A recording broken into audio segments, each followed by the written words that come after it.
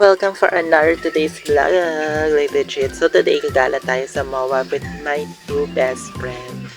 So here, nandito muna kami sa tricycle on the way pa Loopers. Kasi pupunta kami ng Cubao para dun sumakay pa MRT to MOA, like legit. Dito te, for the singaret-singaret lang, auntie.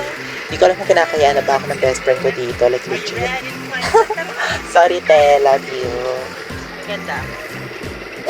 So here naman, we choose na sumakay na lang ng bus on the way sa Cubao para doon kami sasakay ng MRT Pamoa, like legit. So dito kompleto na kaming tatlo with my two purikats. Ay, chas. At ayun na nga, nakapunta na tayo dito sa farmer's market kasi dito tayo binaba ng bus. So wakarat lang kami waiting for organic encounter. Ay, di ka ganun. Charis. Punta kami ng MRT kasi doon nga kami sasakay. Hera! Nandito na kami sa MOA. Saan yung MOA? Saan yung Ferris wheel? Hindi ko makita, te. So, before kami gumora doon sa mga rides ng MOA, pumunta muna kami dito sa top floor. So, dito sa bandang to, pwede kayo mag-picture-picture. Ayun. Kasi ang ganda ng view, especially kitang-kita dito yung buong MOA ay Ferris wheel. Diba? Atake. Like legit. So, nakiupo kami dito sa Starbucks. Saan yung nakalagay na nakalagay? Hi guys, keep this table free for Starbucks. O diba, ang kakapal na mga face ng mga bakla nakiupo pa sa Starbucks, di naman bibili, like legit. Chihuahua in short. So dito naman, we decided to go to the ticket booth na para ipakita na yung binayad namin na ticket. So, sa Stardeals kami nag-avail ng ticket kasi mas mura siya. So, for anyone na interested and gusto makamura for only rides and one-time ride sa MOA ay then perfect to sa inyo mga best. Kada year na nga, nandito na kami sa first ride namin which is yung Vikings. So, dahil matatapang na mga OAT to, so doon kami sa pinakadulo. Actually, hindi ko na na-video yung pinaka-result ng rides namin kasi in the end, nagsisi kami na sumakay kami. Mga bakla, ready na ba kayo sa bike? Pero worth it ang saya mga best. Huwag nyo lang kami tularan na pumunta sa pinakadulo. Deadly rides sa pakuno ng mga bakla. Next is ano naman, Dream Twister. Pashney yan. Hindi ko rin to bet. Parang hihiwala yung kaluluwa ko dito sa ride na to. So, i-rate ko siya ng 10/10 for the overall experience.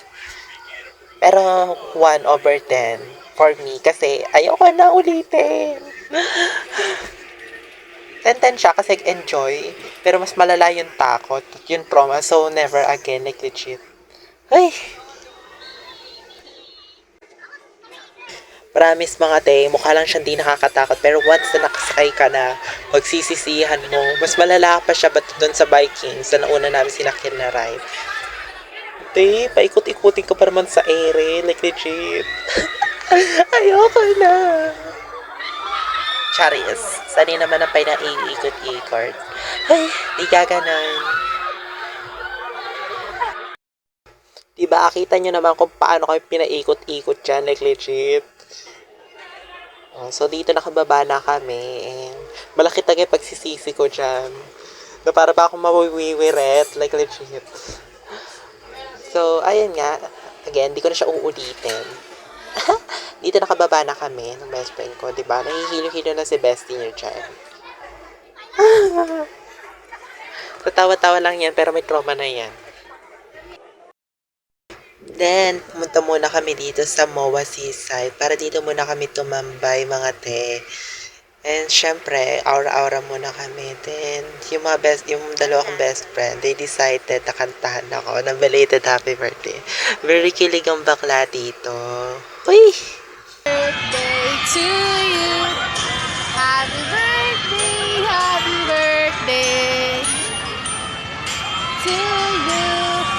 So, very madilim na nga yung ulap dito sa bandang seaside. Around 4:30 p.m. na to, if I'm not wrong, like legit.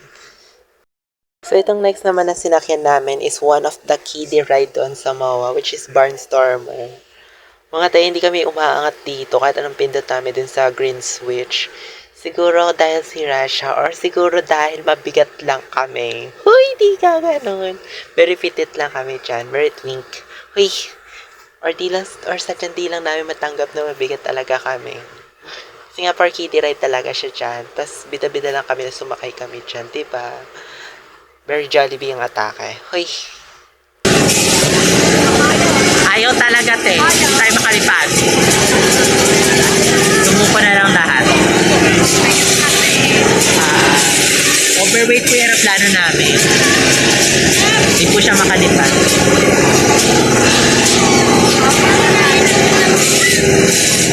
Nabot na nga kami ng gabi. Then sa pinaka-last, napauwi na kami.